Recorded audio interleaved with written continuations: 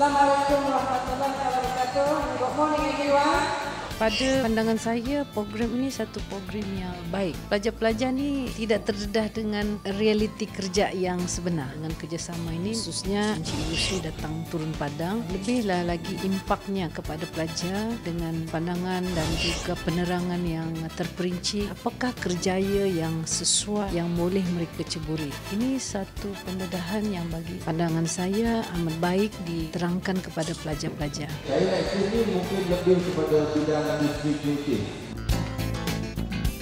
Bagi saya, program Creative Express ni memang mendapat sambutan yang hebat di Sabah. Para pelajar yang kami nampak di Sabah ni memang bagi respons yang amat baik sekali. Saya berharap ada lebih banyak lagi syarikat dari industri kreatif multimedia akan mengikuti jejak KRU untuk mengkoordinasikan inisiatif-inisiatif seperti program Creative Express ni.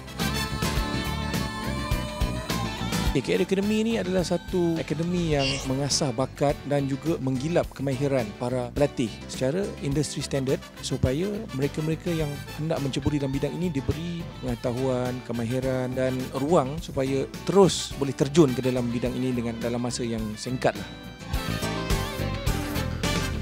Well, definitely the initial reaction, we were very excited to have a very famous person come to our school and especially to bring such a program to introduce it to the students in the school.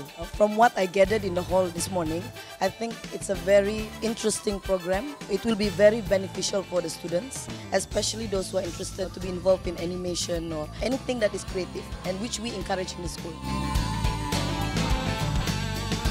Happy lah dan bangga sebab Maktab Sabah dipilih oleh ni. Terus saya juga minat dengan bidang ni.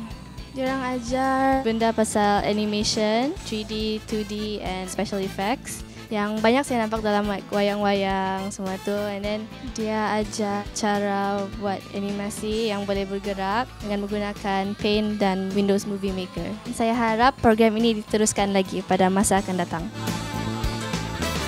Creative Express. Bagus, Pak.